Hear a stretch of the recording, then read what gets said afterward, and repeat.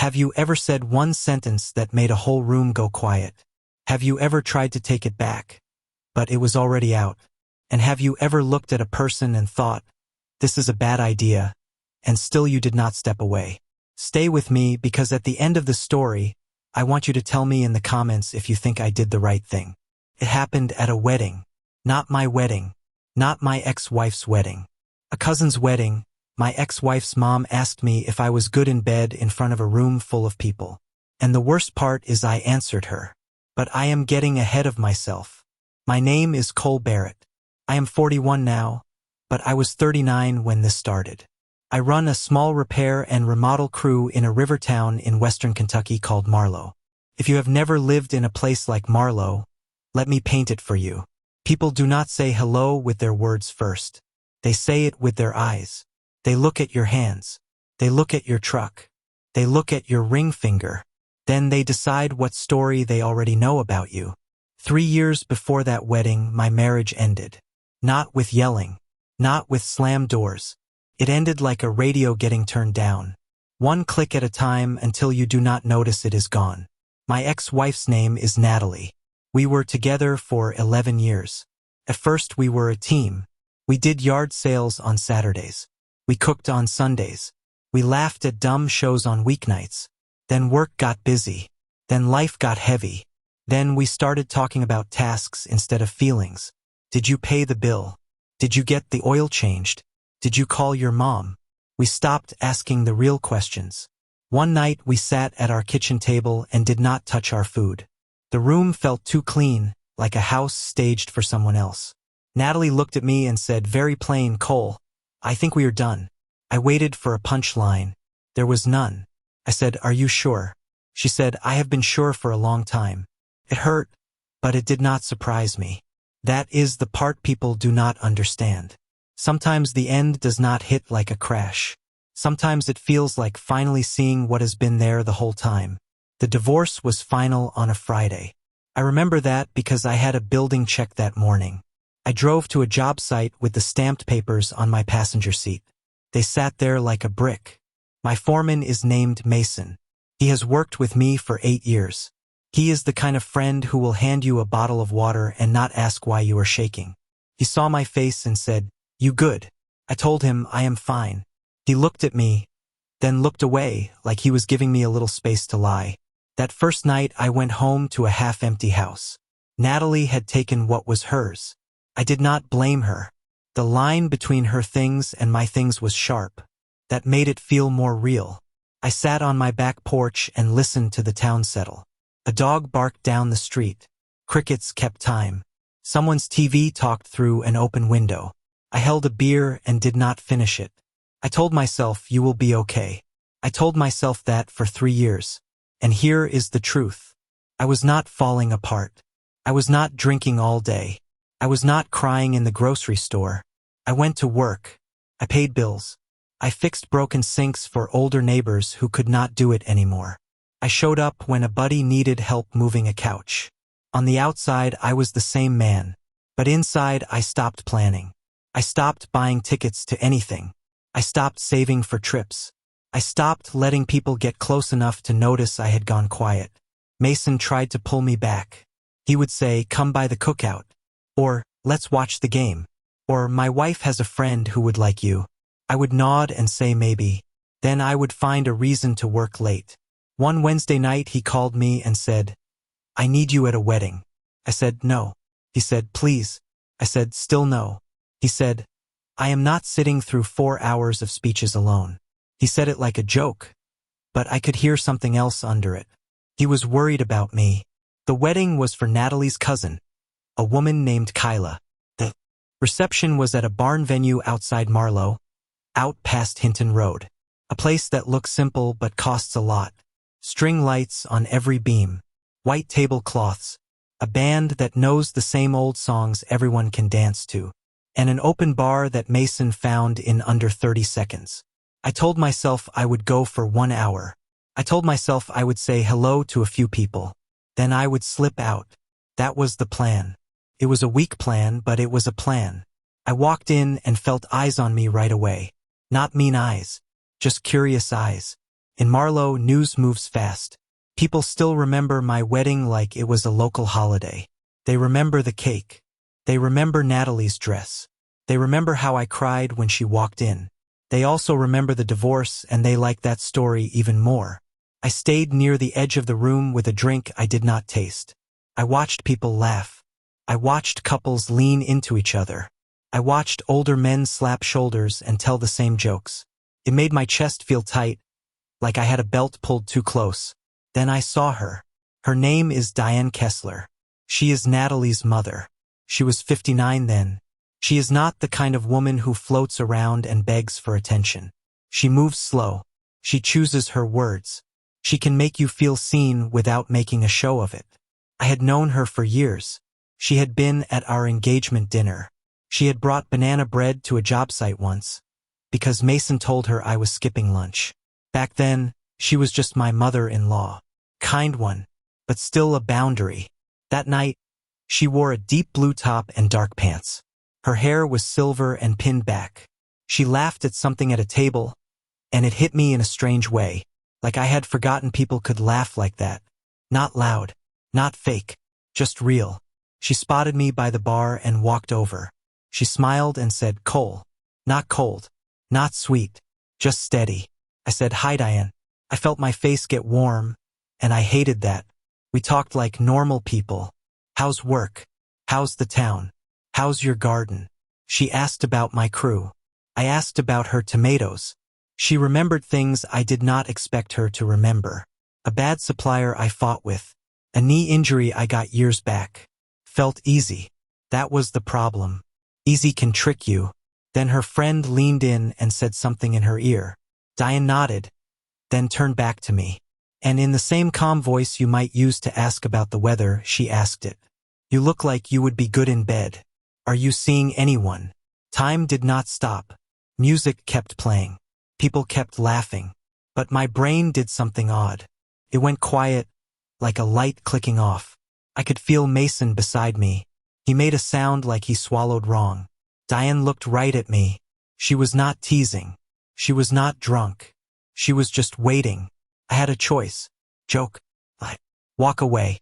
Do the safe thing. Instead, I said, "I am good when I am wanted." Came out soft. Came out honest. And for half a second, Diane smirked. Just the corner of her mouth. Like she liked that I did not run. Then she froze. Not angry. Not scared. Just still. Like she did not expect my answer to land the way it did. And that is when I knew I had stepped into something real. Because if she was only playing around, she would have laughed. She would have waved it off. But she did not. People say they want honesty. Most people want comfort. Honesty can be heavy. Diane did not look away. And I did the worst part. I said, "No. I have not been seeing anyone. Not since the divorce." In my head, I heard the room. The band. The glasses. But I also heard my own voice, and it sounded like a man who had been alone too long. Diane's face softened. Her eyes went kind but also tired, like she understood more than I wanted her to. She nodded once. Then her friend touched her arm, and Diane turned away. Just like that, the moment snapped back into the wedding noise. But it did not leave me. It stayed under my skin. I stood there holding my drink. Mason leaned close and whispered, "What in the world was that?" I whispered back, "I do not know." The rest of the night I did the wedding things. I ate food I could not name. I clapped at speeches. I smiled when someone said hello. But my mind kept going back to Diane's smirk and her freeze. It felt like the start of a sentence I did not know how to finish. And that is where I will leave you for a minute. Because before you jump to any ideas, ask yourself this. Have you ever had a person see you in a way you were not ready for? And did it make you want to run, or did it make you want to stay? Do you know what is worse than a bold question? A bold question that follows you into the parking lot. Because you can laugh in a room full of people. You cannot hide in the dark outside. Not if the truth is standing next to you. The reception kept moving around me, but I felt like I was walking in slow water. I watched Kyla and her new husband dance. I watched older ladies wipe their eyes at the sweet parts. I watched Mason talk to people like he was trying to cover for me. I kept thinking, Diane asked that out loud. And I answered out loud. At one point I caught Diane across the room. She sat at a table with women her age. She smiled at something. She looked calm. She did not glance at me. That made me feel better and worse at the same time. Better because she was not staring. Worse because she was not staring. Near the end of the night, people started drifting toward the doors. The band slowed down, like they were packing up the mood. I told Mason I was going to head out. He nodded fast like he was relieved. Outside, the gravel lot crunched under shoes. Cars blinked their lights. Someone laughed too loud near a truck. The air smelled like cut grass and smoke from a fire somewhere far off. I walked toward my own truck and told myself, leave. Go home. Let this be a weird moment and nothing more. Then I saw Diane near the edge of the lot. She stood by her car, digging in her purse for keys. She looked smaller out there, away from the tables and lights. Not weak, just human. I could have kept walking. And if you have lived long enough, you know this. Most big changes start with a small choice you almost do not make. I turned back. I walked over and said, hey. She looked up. Her eyes found mine, and I saw the same calm from inside. But also something tight, like she was thinking hard. I said, your drive home far. She found her keys and said, not too bad. Then she asked, you live out past Hinton, right? I blinked. She remembered where I lived. That should not have mattered, but it did. I said, yeah. There was a pause. Not awkward, just open. Like neither of us wanted to be the first to end it. She said, I did not mean to put you on the spot. I said, you did not. Then I added, you did, but not in a bad way. Diane gave that small smirk again, but softer. Then she looked down at her keys, like she was choosing words. She said, you seem tired, Cole. Not sleepy tired. Life tired.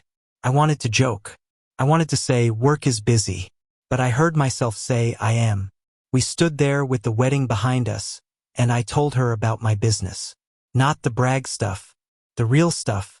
How I hired 2 new guys last fall. How the old buildings downtown always surprise you. How you open a wall and find a pipe you did not expect. She listened like it mattered. Not like she was waiting for her turn to talk. Then she said something that made my throat go tight. She said, I always thought Natalie did not know what she had. She did not say it like a flirt. She did not say it like a weapon. She said it like a fact she had held for a long time. I did not know what to do with that. I still do not, fully. I said, Diane, that is a hard thing to say. She nodded. She said, I know. Then she added, I am not trying to hurt my daughter. I am just done pretending people are not people. Right then a car door slammed nearby. A group walked past us. One woman glanced at us, then looked away too fast. You could almost hear the story forming. Diane saw it too. Her jaw tightened for a second. Then she relaxed it, like she had made peace with being talked about, long before tonight. She said, you should go. Not as a push, as a gentle ending. I said, good night. She said, good night, Cole. Then she got in her car and drove off. I sat in my truck for a long time before I turned the key. My hands rested on the steering wheel. I stared at the dark road ahead. Here is a thing no one tells you. When you have been numb for a long time, feeling anything can scare you. Even a good feeling.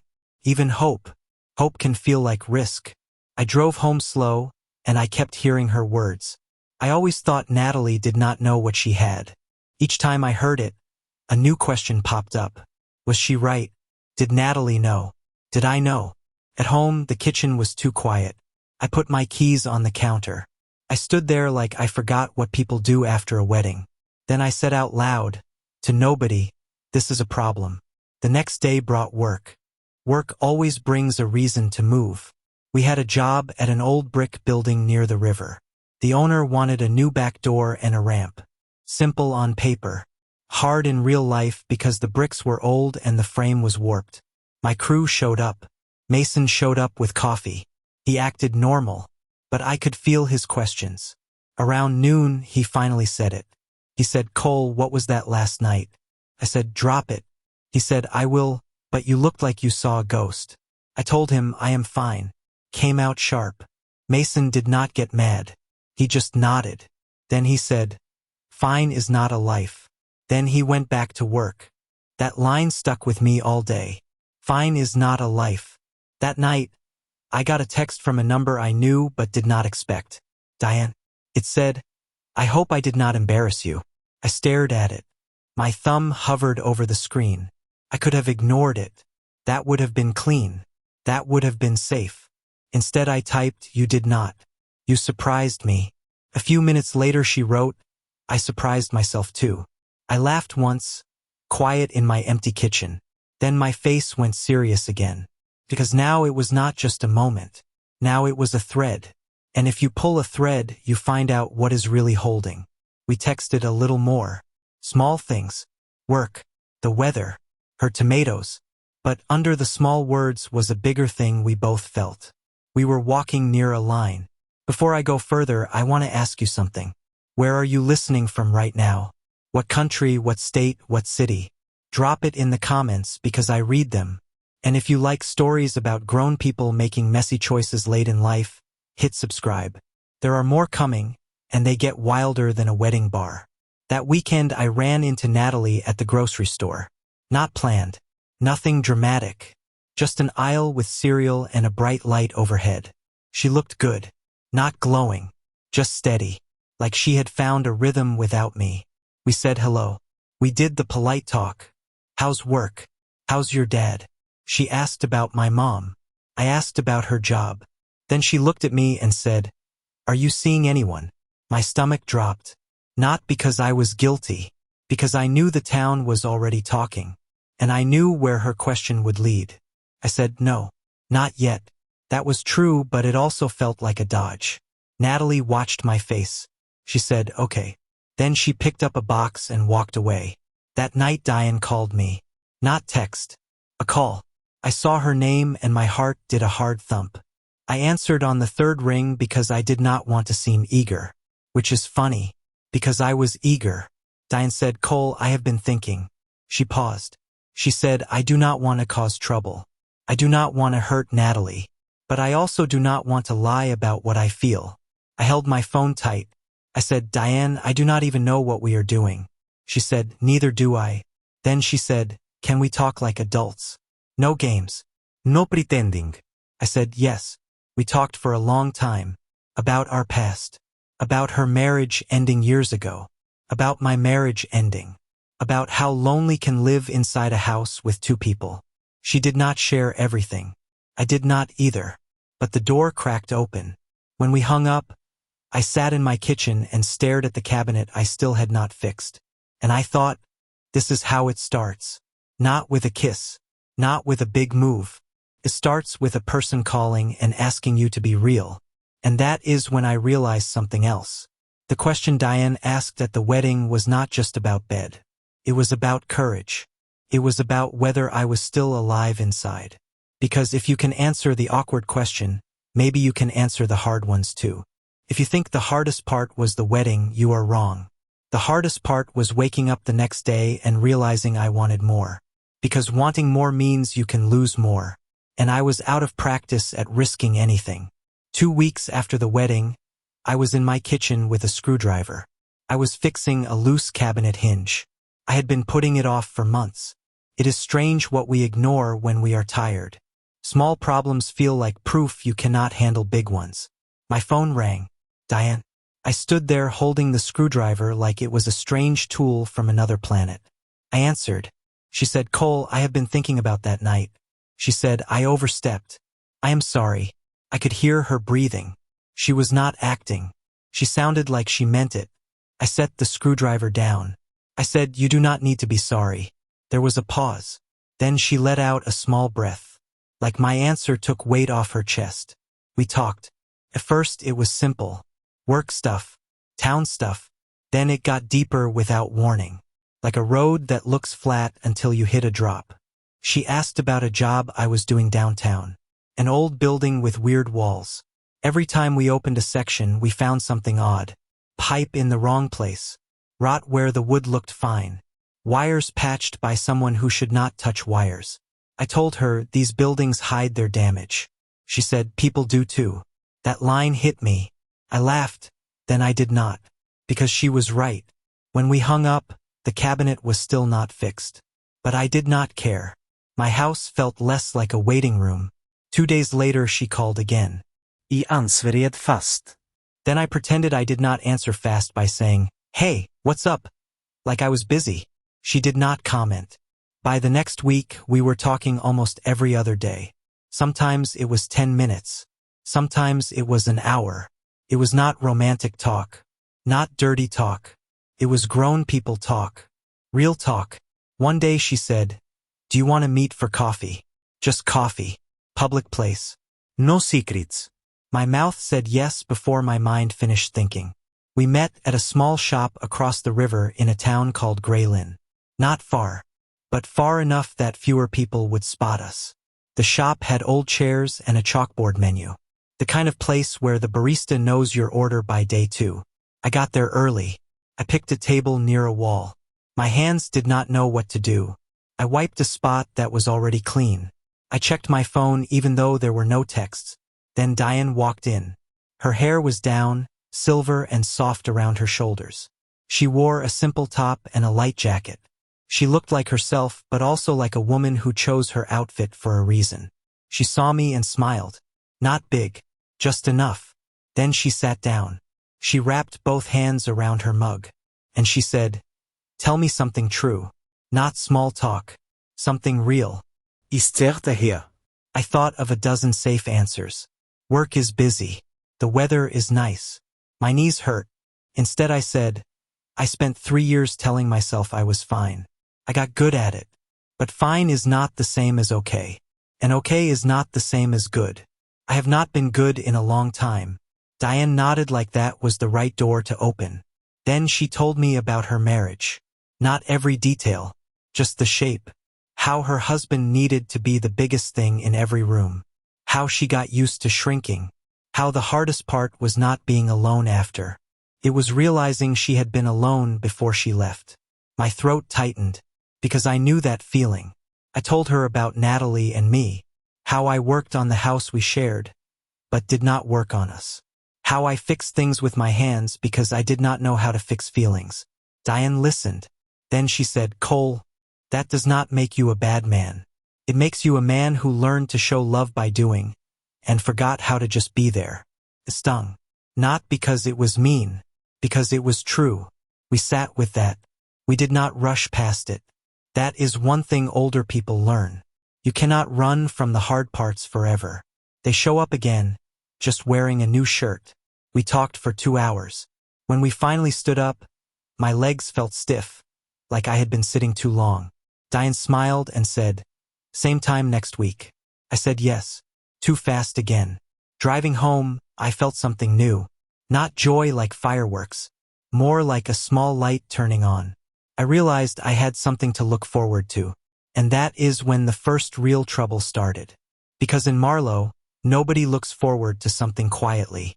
Someone always notices. Natalie found out on a Tuesday. I do not know who told her. It might have been someone at the coffee shop. It might have been someone who saw Diane's car. It might have been a friend of a friend. In places like this, news does not need proof. It just needs a whisper. My phone rang at 7 o'clock that night. "Natalie." I answered. Her voice was low and tight. She said, "Is it true?" I said, "What did you hear?" She said, "Do not do that. Is it true you are spending time with my mother?" My mouth went dry. I said, "Yes." Silence for a few seconds. Then she started talking fast. Angry words.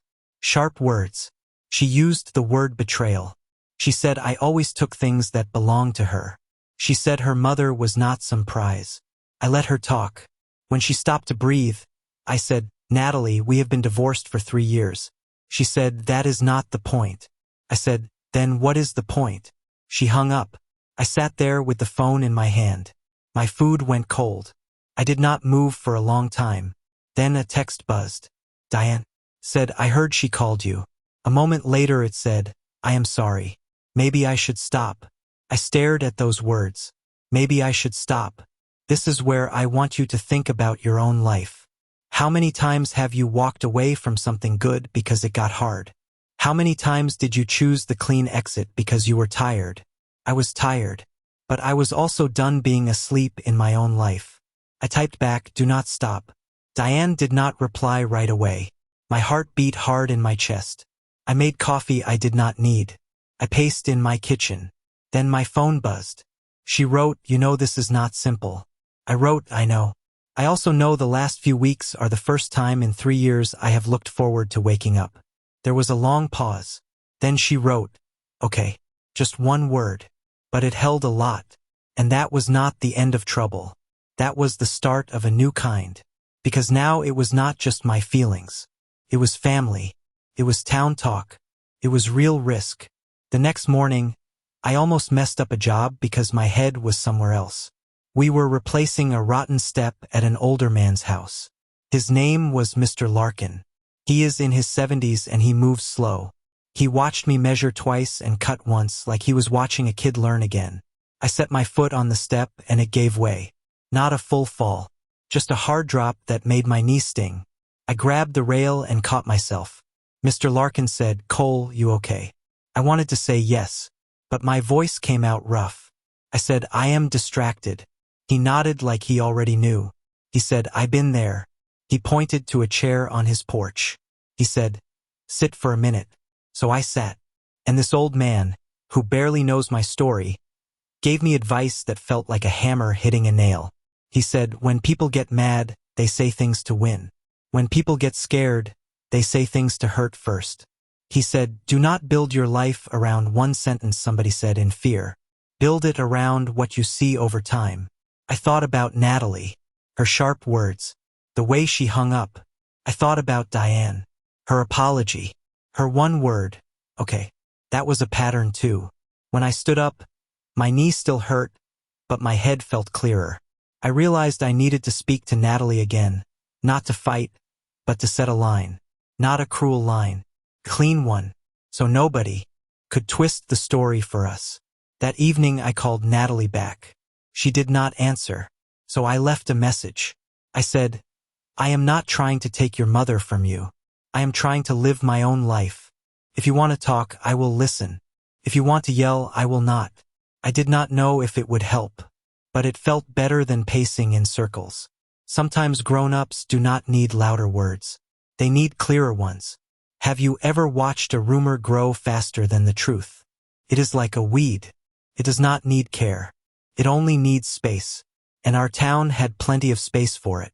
The day after Natalie's call, I went to work like normal. Because work is the one place people like me know what to do. You measure. You cut. You fix. You see results. Feelings do not work that way.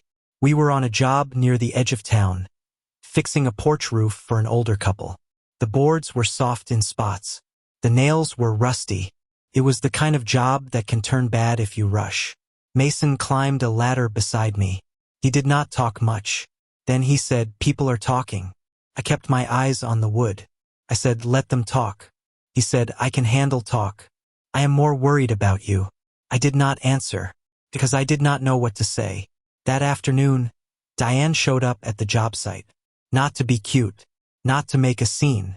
She parked, stepped out, and walked over like a woman who had a question that needed an answer. Her eyes looked tired, but they were steady. She said, "Cole, I need to know if you meant what you wrote. If you said do not stop, did you mean it?" I climbed down from the ladder. I stood on the grass with sawdust on my jeans. I said, "I meant every word." Diane nodded once. Then she said, "I am not easy." She said, "Natalie is angry." She said she might stay angry for a while. She said, "I have spent years being careful. Sometimes I do not know how to stop." I listened. Then I said, "I build houses for a living. Nothing goes perfect. The plan changes. The cost goes up. The time runs long. You do not quit just because it is not simple." She looked at me. Then she laughed. A real laugh. Not loud, but warm. That laugh did more for me than any pep talk could. It made me feel like we were on the same side. But being on the same side does not stop the world from pushing. 2 days later, Natalie drove to Diane's house. I did not hear this from town. I heard it from Diane, because Diane tells the truth even when it is hard. She called me that night and said, "Natalie came over." She said we sat in the living room, not the kitchen. That is how you know it was serious. She said Natalie cried. She said Natalie yelled a little too. She said Natalie asked why. Why now? Why him? Diane told her, I love you, but I am also a person. I will not apologize for being one. They did not fix it that night, but they said real things. And saying real things is a kind of progress. The next week was rough. Not one big fight. Many small cuts. At the hardware store, a man I barely knew said, well, you like older women, huh? He tried to laugh. I did not. I said, mind your own life. Then I walked away. At church, an older lady hugged me and whispered, honey, this is going to be messy. She meant it as advice. Felt like a warning.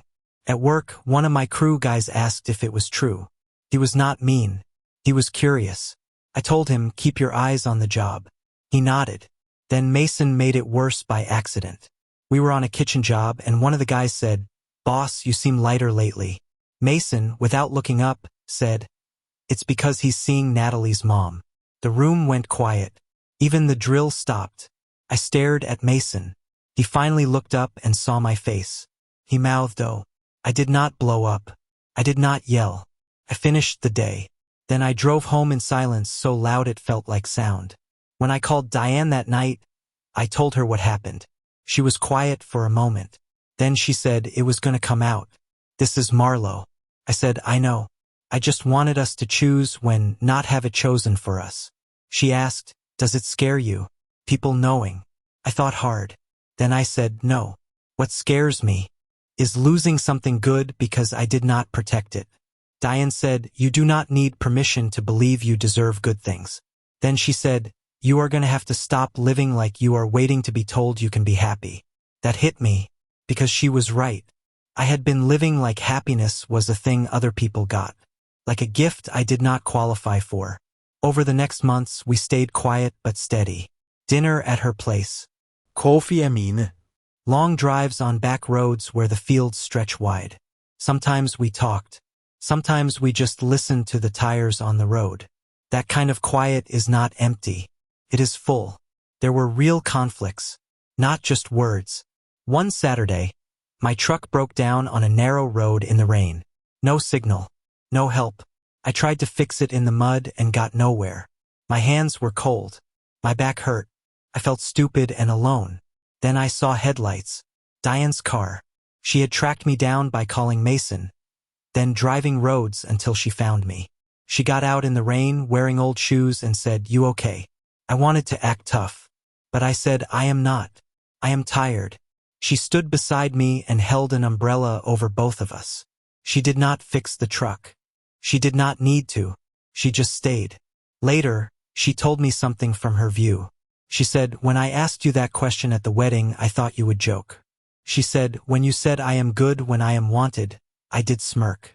Then she said, I froze because I realized I wanted you to be telling the truth.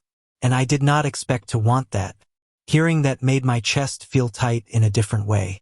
Not pain. Something like relief. As time passed, Natalie and Diane kept working through it. Some weeks were better. Some were worse. There was a Sunday lunch where the three of us sat at the same table. The food was good. The talk was careful. No one left early. That was a win. One day Natalie pulled me aside after. She did not yell. She looked tired. She said, I do not like this, but I can see you are not using her. She said, just do not make her small. I said, I won't. That was not a hug. That was not forgiveness. But it was a door not fully closed. About 3 months in, there was a town fish fry at the fire hall. I did not want to go. Mason did. He said, if you hide, people will write the story for you. So I went. The place smelled like fried food and coffee. People stood in small circles, talking with their heads close. I felt eyes on me the second I walked in. Diane showed up a few minutes later. She did not hold my hand. She did not act like we were putting on a show. She just stood beside me like she belonged there, because she did. A man in a red cap walked up and said, loud enough for others to hear, this is a little strange, isn't it? My face got hot. I could feel my hands curl. I was ready to snap back. Diane looked at him and said, it might feel strange to you. Then she said, I am not asking you to approve of my life. She said it calm. She did not insult him. She did not beg him. She just named the truth and turned away. I learned something right there. Some fights are not won by swinging. They are won by staying steady and refusing to shrink. Now let me bring you to the end. A year after that Tuesday phone call, my life looked different. Not perfect. Real. My crew stopped making jokes. They saw Diane was not a secret. She came by job sites sometimes with coffee. She asked smart questions. She treated people like people. The guys liked her because she did not fake anything. And one Wednesday evening, with no big reason, Diane stood in my kitchen making tea. She kept a mug at my place. A normal mug. Not a statement. Just proof she belonged there. I leaned in the doorway and watched her move around my space like it was ours. She noticed and said, "What?" I said, "Nothing. Just looking." She smiled. Then she said, I got a lot of raised eyebrows when I asked you that question at the wedding." I said, "You got more than eyebrows." She laughed. Then she looked at me and asked, "Was it worth it?" I thought about the room full of people. The smirk. The freeze. The risk. The talks. The rain on the road. The stiff Sunday lunch. The way I stopped saying I was fine. I said, "It was the best question anyone has ever asked me." And I meant it. So here is my question to you. If you made it to the end, tell me in the comments. Was I wrong to stay? Or was I right to finally choose a life that felt awake? And tell me where you are listening from, because I want to know how far this story traveled to reach you. If this hit close to home, like it, share it with someone who has been living on fine for too long.